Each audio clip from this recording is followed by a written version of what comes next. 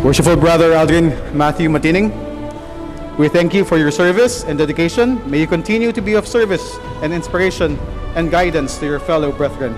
Congratulations.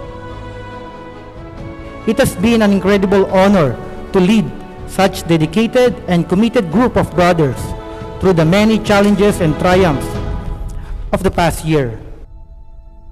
Together, we've deepened our bond, strengthened our tradition, and upheld the values of Freemasonry with honor and integrity.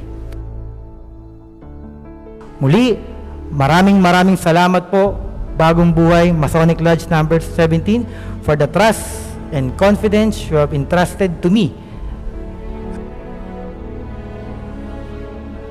And thank you for giving me the privilege to serve our beloved Mother Lodge as Worshipful Master.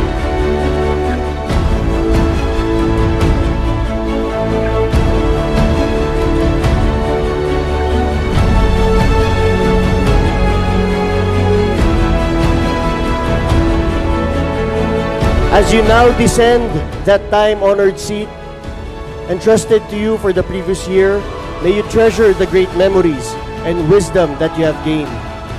May it bring a smile to your lips every time you remember that you once held the most prestigious office of Worshipful Master of Bagong Buhay Lodge number 17.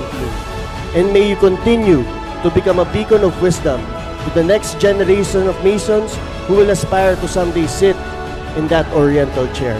Again, my congratulations, Worshipful Sir.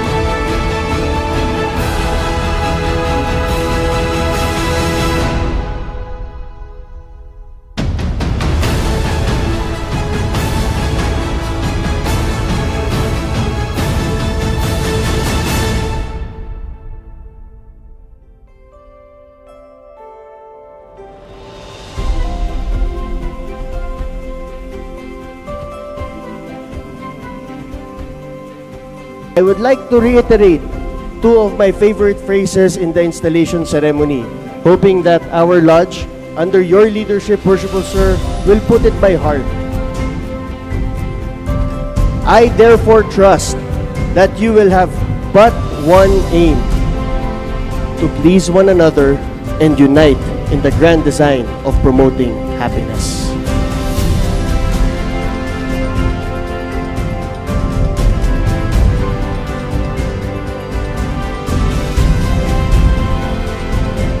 Today, I stand before you as your Worshipful Master, a position I accept with deep humility and gratitude. This honor is a statement to the guidance and mentorship of our esteemed past masters, whose wisdom has been invaluable. As your Worshipful Master, I pledge to uphold the hallowed tenets of our order with unwavering dedication. I will strive to lead with wisdom, fairness, and impartiality, fostering an environment of respect, tolerance, and mutual support.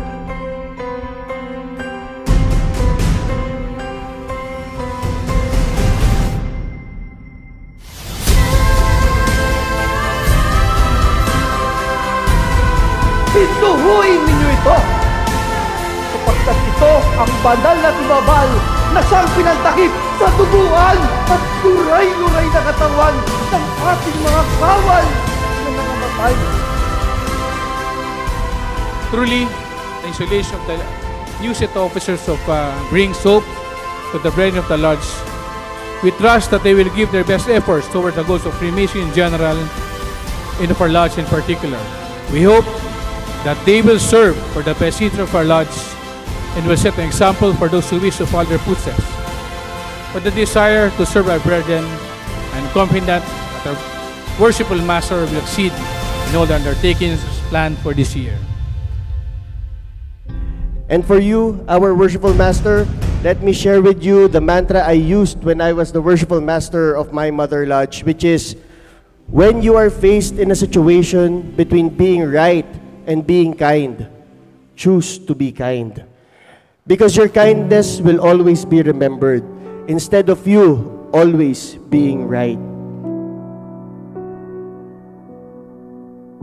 As Masons, our goal should always be to improve ourselves and best to do is to immerse themselves in the pursuit of learning and attaining knowledge.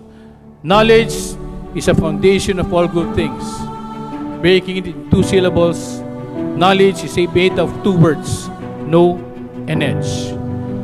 You have to grow know-hows, you will definitely have an edge. But for you must first learn to learn.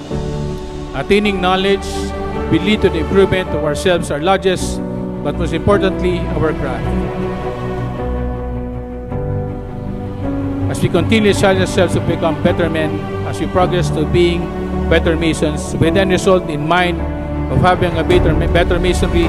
We also have the aim to achieve harmony in our lodge, always remembering to be true to the obligation we took of the altar, and to always practice our principal tenets of brotherly love, belief, and truth, as we continue to develop wisdom, because knowledge resonates true.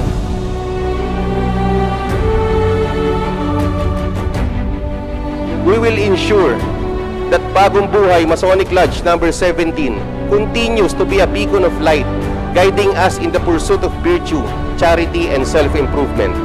Let us work together to strengthen the bonds of brotherhood within our lodge, to serve our community with compassion and integrity, and to uphold the noble principles of Freemasonry for generations to come. Worshipful Master, it now remains for me to present to you the gable, the emblem of power. In the hands of the Master, it may be made an instrument of great good or of greater evil. With it, the Master governs his life, and the welfare and prosperity of your land in a great measure depend upon its judiciously. In your hands, I am confident that it will be wielded for the best interest of your brethren. Worshipful Sir, you now hold the gavel and have control over the lodge.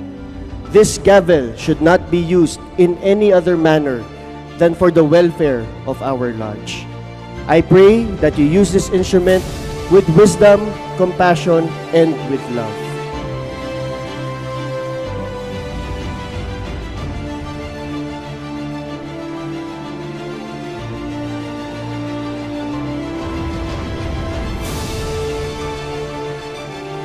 I reiterate my profound gratitude for the trust you have placed in me.